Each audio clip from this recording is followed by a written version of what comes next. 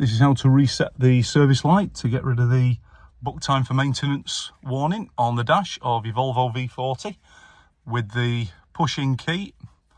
This is a 2019 model. As long as you've got the I button on the end of the stalk and the push-in key, it should work for you.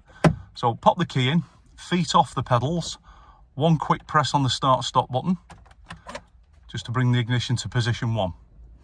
Then press the I button on the end of the stalk, or the OK button, then press the ignition button.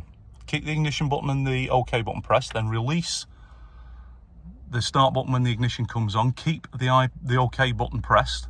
You should see the I light start flashing.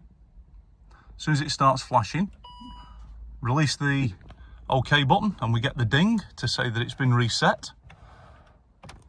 Cycle the ignition. And no reminder. That's your service light reset. That's all there is to it. Thanks for watching. Like and subscribe.